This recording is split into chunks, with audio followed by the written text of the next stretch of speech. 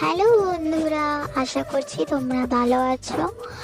আমি পূজা। তো আজকের ভিডিওটা আমি এখান থেকেই শুরু করছি।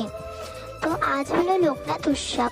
আমাদের এখানে বেশ বড় করে এই উৎসবটা পালন করা হয়। প্রত্যেকটি ঘরে ঘরেই পুজো করা হয় এবং এবং ভক্তদেরকে খাওয়ানো হয়। তো আমাদের এখানে সেই সকালবেলা থেকে সেই রাত্রি পর্যন্ত খাওয়ানো শুরু হয়ে যায় চারিদিকে। তো আমাদের এখানে বেশ বড় করেই লোকনাথ উৎসবটি পালন করা হয়। চারিদিকে প্যান্ডেল করা হয় এবং রাস্তার মধ্যে খাওয়ানো হয়।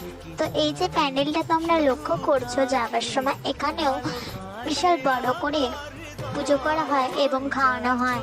তো আমরা প্রথমে এসে মিষ্টির দোকানে মিষ্টি নিয়ে নিলাম। আমার বাবা মিষ্টি নিয়ে নিল, আমি, আমার বাবা আর আমার ভাই।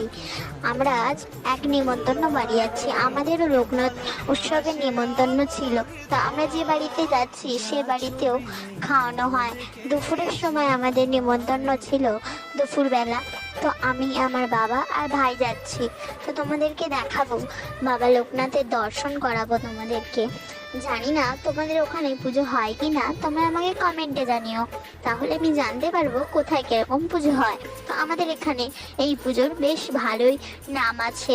তো তোমাদেরকে দেখাই, বাবা লোকনাথের দর্শন করাই তোমাদেরকে। তো করে নাও তোমরা সবাই বাবা লোকনাথের দর্শন।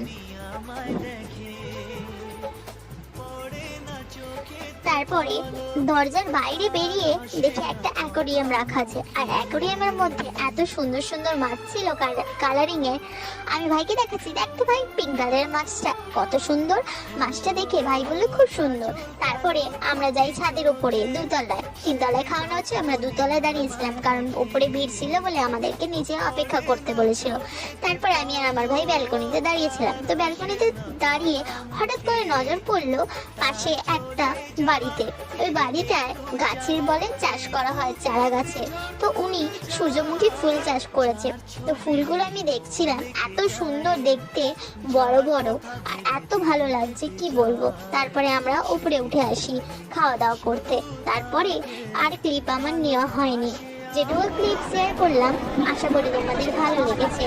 যদি ভালো লেগে থাকে লাইক, কমেন্ট, শেয়ার করো আর বেল আইকনটিকে ক্লিক করে যেও।